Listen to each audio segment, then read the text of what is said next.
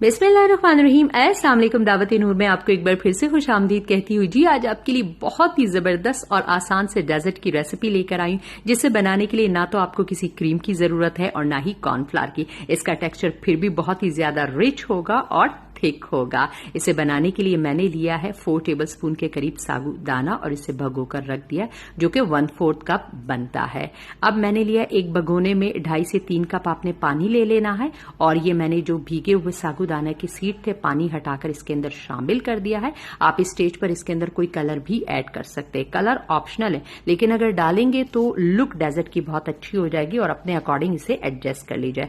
मैंने ग्रीन डाला है, आप येलो, पिंक कोई भी कलर इसके अंदर डाल सकते हैं और 10 मिनट के लिए या इतनी देर इसको पकाने के बिल्कुल बीट्स तमाम ट्रांसपेरेंट हो जाए और इसका व्हाइटिश टोन खत्म हो जाए। ये देखिए गाढ़ा गाढ़ा सा ये प्रिपेयर हो गया है और ये कंप्लीटली कुक हो गया। ठंडा होने के लिए मैं साइड पर रख दूंगी। अब एक दूसरे भगोने में मैंने लिया है 2 कप दूध और इसके अंदर शामिल करूंगी 4 टेबलस्पून शुगर। आप अपने टेस्ट के अकॉर्डिंग भी डाल सकते हैं और मैं इसके अंदर डाली 3 tablespoon milk powder.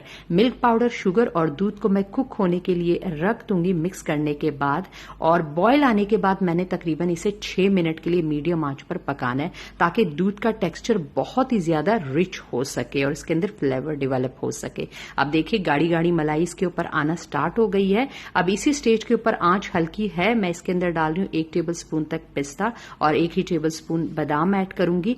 Nuts optional है, लेकिन अगर डालेंगे तो बहुत ही जबरदस्त क्रंच और फ्लेवर इसके अंदर आएगा। 1/2 टीस्पून वनीला एसेंस मैंने डाल दिया है। अब अच्छी तरह से इसे मिक्स करने के बाद मैं आंच को बंद कर दूंगी और इन नट्स के साथ दूध को ठंडा होने के लिए रख दूंगी। इन द मीनवाइल ये नट्स इसके अंदर सॉफ्ट भी हो जाएंगे और टेस्ट भी अच्छा आ जाएगा। अब कंप्लीटली दूध ठंडा हो गया। अब मैंने इसके अंदर सागू का ठंडा मिक्सचर डालना है। असेंबलिंग आपने तमाम ठंडी चीजों की करनी। कोई भी चीज दूध या सागू गर्म नहीं होना चाहिए। जब रूम टेम्परेचर पर आ जाए तब मिक्सिंग करनी है आपने।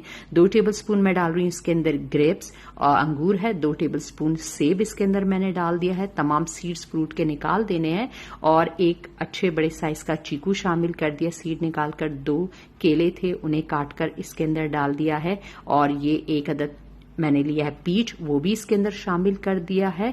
आप फ्रूट जो भी आपकी पसंद का हो आप वो डाल सकते हो, आप अपने बॉस हो। और 1 टेबलस्पून टूटी फ्रूटी डाल दी है।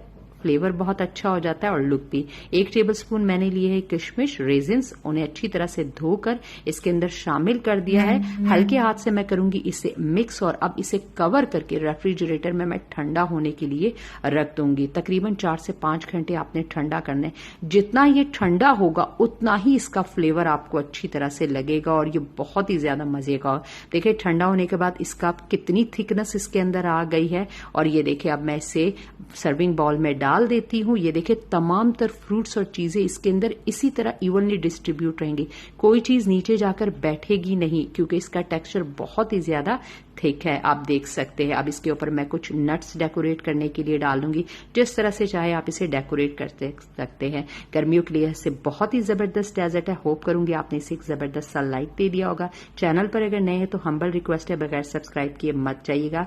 कमेंट बॉक्स में मुझे अपना फीडबैक दीजिएगा। फ्रेंड्स एंड फैमिली मेंबर्स के साथ इसे शेयर कीजिएगा। इजाजत चाहूंगी, किसी दूसरी रेसिपी में हाजिर होंगी। अल्लाह हाफिज।